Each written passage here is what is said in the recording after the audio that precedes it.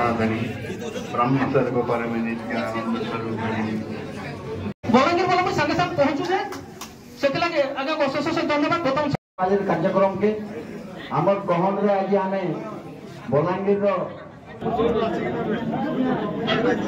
कला परिषद उपदेष्टा संदीप कुमार तथा तांकर पूरा टीम द्वारा आयोजित इस संवर्धना सभा रे उपस्थित थिबा बलांगीर तथा सोनपुर जिल्लार विभिन्न संगठन मातृशक्ति सियान सुजन व्यक्ति सांबादिक बंधु सम्मानित मंच और मंच विराजमान आम समस्त पूज्य डॉक्टर घासीराम मिश्र आज्ञा नाट्यश्री गदाधर बारिक आज्ञा सीनियर सिटीजन शशिभूषण पुरोहित आज्ञा तथा दुलदुली कला परिषद वासुदेव शाह महोदय तथा इने उपस्थित थिबा समस्त सुधी मंडली आमंत्रित अतिथि समस्त को मोर जोहार नमस्कार। मुई मोर मन भितरु हृदय भितरु गुर्दुटे मोर कृतज्ञता जनाऊे आपण मानकु जे जेन प्रकार भव्य स्वागत करी आपण माने इने मते नागरिक संवर्धना रे मते करूछ इने यहाँ दे डॉक्टर घासीराम मिश्र आज्ञा टिके भाव विभोल केतरा कथा कहती समस्तंकर मुहे बॉडी लैंग्वेज जेनटा के कहूछु आउ आखि आशा असुमारी आशा आकांक्षा गोटे जेनटा नदी रे बढ़ी आसले आ कुटाक्षते पड़ीसी आ कुटाक्षते धरिकी पार हबार लगे आउ जने चेष्टा करूथुसन सेंता लगी स्वास्थ्य विभाग रो सुधार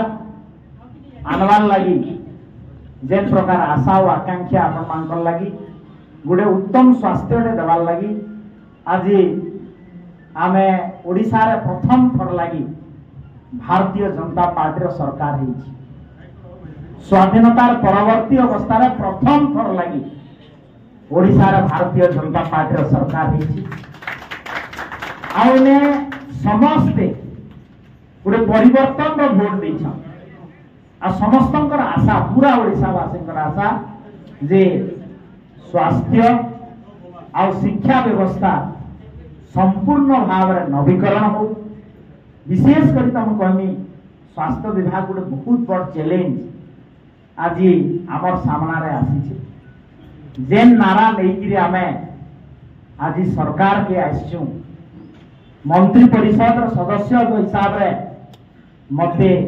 तथा लोईसिंगा निर्वाचन मंडली के सम्मानित कराई आमे 16 जनिया टीम रो नेतृत्व नौथुबा ओडिशा मान्यवर मुख्यमंत्री मोहन चरण माझी को मैं धन्यवाद देमी जे स्वास्थ्य विभाग बागी गोटे गुरुत्वपूर्ण विभाग रो दायित्व रे मते उपनिवेश करिछन मैं धन्यवाद देमी भारत वर्ष यशस्वी प्रधानमंत्री नरेंद्र मोदी जी को तांकु आस्था प्रकट करी ओडिशावासी सरकार चलावार लगी भोट देछन तार संगे संगे 3 जन जाक आमर मान्यवर केंद्र मंत्री धर्मेंद्र प्रधान जी जे कि ओडिशा शिक्षा विकास मंत्री तार संगे संगे अश्विनी वैष्णव जी आमर मान्यवर रेल मंत्री तापरे आदिवासी व्यापार मंत्री जयलोराम जी आउ निर्दिष्ट विभाग अर्पण करा जायछि किंतु अन्य दिगरे माटीर मनुष्य जी माटीर जन्म होती जे से माटीर मनुष्य महालिंग साहब मुकेश महालिंग साहब कला साहित्य संस्कृति एवं आमर मानकर भितर जो थिबा द्वितीय केरल गोटे नागरिकत्व आपण माने निश्चित अनुभव करिथिबे जहाँकि आपण निजे स्वीकार करिसंदी जे आमे समस्ते एक आत्मा यही कथा चिंता केमती करि पारिबो एवं सबु दिगरु केवल जे स्वास्थ्य केवल जे परिवार कल्याण संसदीय व्यापार वैद्युतिक सूचना वैषयिक ये सब बाबद गोटे मंत्री परिषद जो आपन सभ्य এবং শাসনর সমস্ত বড় দায়িত্ব যেতবে অছি এ সমস্ত অসুবিধা শিক্ষা স্বাস্থ্য ସବୁଥିରୁ ବଡ଼ କଥା ଆମର ନିଜସ୍ୱ ପରିଚୟ ସାଂସ୍କୃତିକ ବୈଭବକୁ କିପରି ସୁରକ୍ଷା ଦେଇପାରିବେ ଏବଂ ସମସ୍ତେ ଯେଉଁ ଆଶା ବିଶ୍ୱାସରେ ଆପଣଙ୍କୁ ଅପେକ୍ଷା କରିଛନ୍ତି ଯେ ପ୍ରଥମ ଯେଉଁ ମାଟି ଦିନେ ସ୍ୱାସ୍ଥ୍ୟମନ୍ତ୍ରୀ ଦେଇଥିଲା କୃଷି ମନ୍ତ୍ରୀ ଦେଇଥିଲା ବାଚସ୍ପତି ଦେଇଥିଲା ଆଜି ପୁଣି ଥରେ ଗୋଟେ ଯୋଗ୍ୟ ସନ୍ତାନ ଆଣିକି ଥୋଇ ଦେଇଛି ଆମର ଆଗରେ ଯେ ମାଟିର ମଣିଷ ସେ ମାଟିର ମଣିଷମାନଙ୍କୁ ପୁଣି ଥରେ ସମ୍ମାନ ଦେବ ଏତିକି ମୁଁ ଆଶା ରଖୁଛି ଏବଂ ବିଶ୍ୱାସ କରୁଛି ଯେ ତାଙ୍କର ନିଜ ଡିପାର୍ଟମେଣ୍ଟ ଭିତରେ ଯେଉଁ ବିଶୃଙ୍ଖଳା ହେଇକି ବିଶୃଙ୍ଖଳିତ ହେଇକରି ରକ୍ତ ଶୋଷଣ କରାଯାଉଛି ତାର କେମିତି ଭାବରେ ପୁନରୁଦ୍ଧାର ହେଇ ସୁଶାସିତ ହେଇପାରିବ ଏ ଦିଗରେ ଦୃଷ୍ଟି ଦେବେ। ବହୁତ ବହୁତ ଧନ୍ୟବାଦ।